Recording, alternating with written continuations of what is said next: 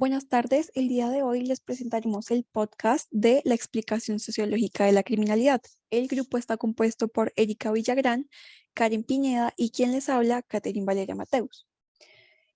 La sociología criminal es la ciencia que estudia el delito como un fenómeno social, es decir, la criminalidad en toda su complejidad. Su máximo representante fue Enrico Ferri y pues la introducción de elementos sociológicos al discurso de la criminología se debe a Emily Durkheim.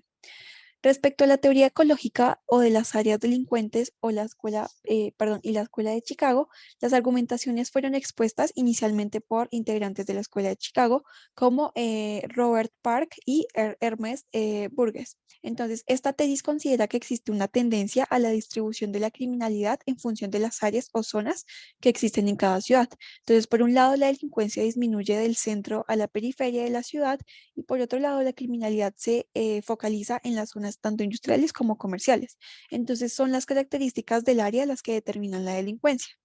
Respecto a la teoría de la asociación diferencial o desorganización social, tenemos que esta teoría fue elaborada en 1924 por Edwin Sutherland. Entonces, pues él resumió las bases de su teoría de la asociación diferencial en que la conducta criminal se aprende, en que pues se aprende en interacción con otros sujetos a través del proceso de comunicación y por último que el aprendizaje de la conducta criminal incluye el de las técnicas de la comisión del delito. Respecto a la sociología del conflicto, pues a finales de 1950 surge esta teoría. Esta teoría fue elaborada inicialmente por Lewis Coser y Ralph Dahrendorf. Entonces, Lewis Coser planteó la función positiva del conflicto, es decir, pues que este contribuiría al cambio, así como a la integración y a la conservación del grupo social. Y por último, Ralph Dahrendorf, él fue pues quien planteó el cambio, el conflicto y el dominio como los tres elementos que contribuirían a conformar ese paradigma sociológico del conflicto.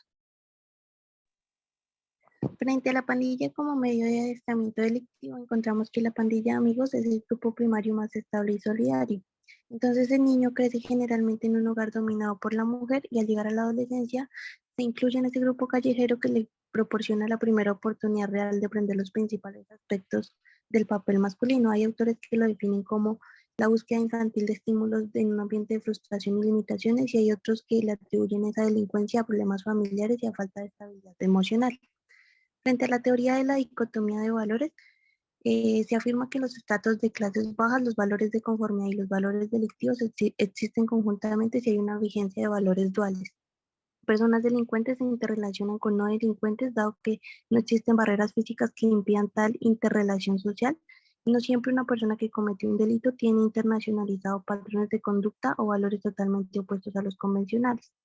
Frente a la teoría de la subcultura criminal, la subcultura del delincuente es en realidad lo que Ginger ha llamado la contracultura o que es la oposición a los valores de la clase dominante. Entonces la delincuencia no es simplemente un conglomerado de actos individuales, sino que en gran parte se aprende en la asociación con otras personas, igual que otros valores, las normas y pautas que con la conducta se adquieren con el tiempo.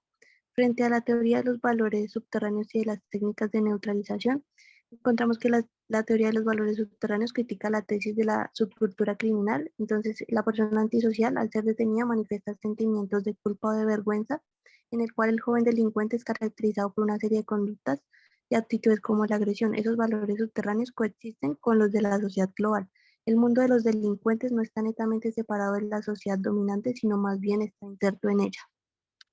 Para finalizar, la teoría de la anomia y la desviación social, básicamente es que el fenómeno de la anomia se presenta especialmente cuando a raíz del cambio cultural, los jóvenes descubren que los valores que rigen a los padres no son valederos para ellos, suscitándose así un conflicto que puede derivar de desorganización social o anomia. Sin embargo, si la cohesión del grupo es poderosa, se puede superar dicha confrontación. Merton, al tratar de desarrollar una teoría general del comportamiento desviado, precisa las diferencias que existen entre los términos anomía y anomía. La primera dice que es de la propiedad de un sistema social y la segunda se refiere a que es el derrumbe de patrones sociales que gobiernan la conducta.